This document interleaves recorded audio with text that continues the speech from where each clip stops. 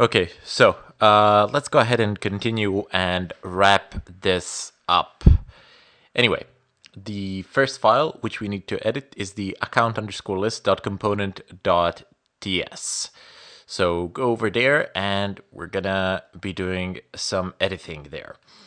We don't need to actually do much. These are the only two new lines here which we have added. So instead of us performing the navigation from this particular component in which we are at the moment, we will provide an event to which the parent component can actually subscribe to, which will mark that we want to show the details of some account, and that account will basically just be emitted. So we're using the decorator output to a variable details, and then we are creating an event emitter which will basically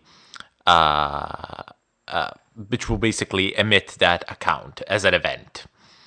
And down below, we have a private method, show details. So this method will be called onClick. So when we click on the site on the account, this will get the account that we would like to display.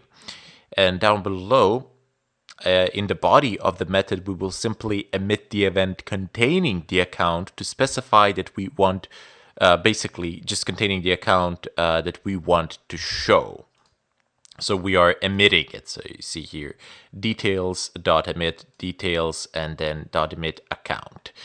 That is the thing that we are emitting. Next up, we need to go into the account list component.html. And here we need to make a very small change. This line here, so we need to create an on-click thing. Yep, there actually, we're just going to edit this line and create a click. So here we're binding the show detail function. So you have the show details function to the click event that we are passing, and we are passing to it the account on which it has actually occurred. So as you can see, we're passing it ACC. Anyway, now we can move on to the account list component.css, and here we just need to add one short line. It's cursor colon pointer.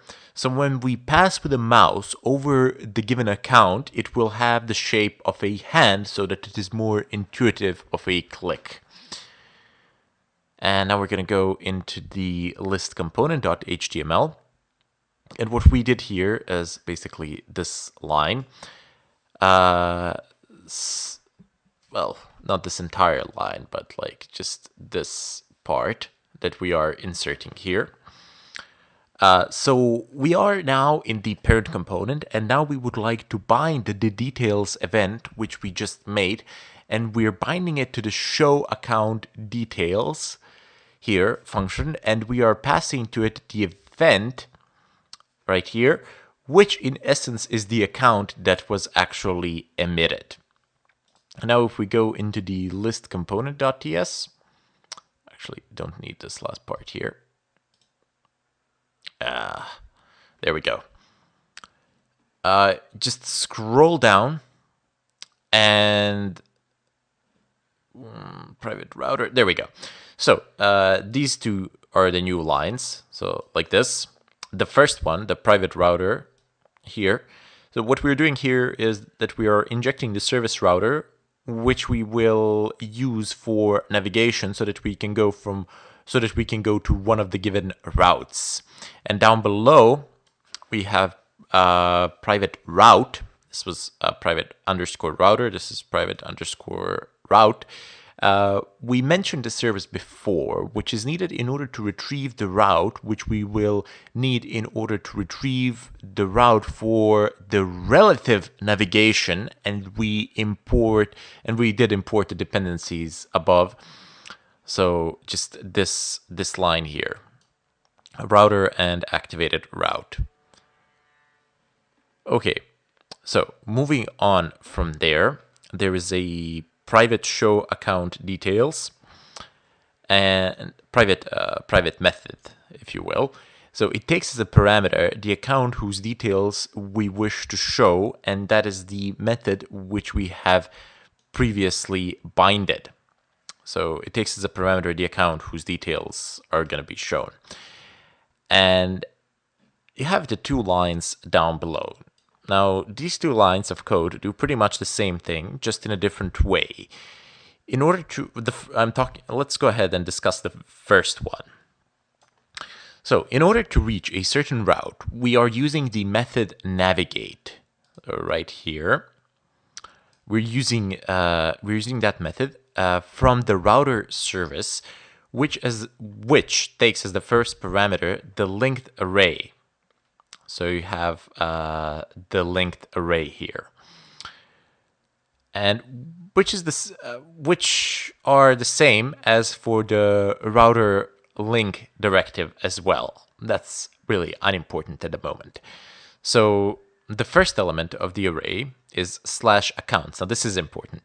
And the second parameter and the second element of the array is the route parameter that is the current ID. So account.id.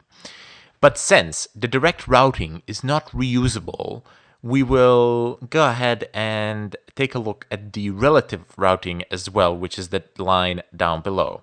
For relative routing, we require an additional parameter for this navigate function, and that is an object. So here, that's an object with relative to property, to which we pass the route as well, the current instance of the route.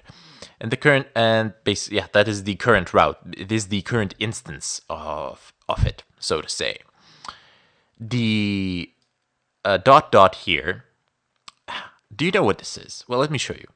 Let me go ahead and open up another CMD. And if you type here cd dot dot, you are going back exactly one directory. So the same logic applies here. You see, it's C users test, and if I do this, and if I'm again C users test, but if I do cd dot dot, I am going back one folder. And again, I'm going back one step, so to say. So we are first routing with this to the parent route.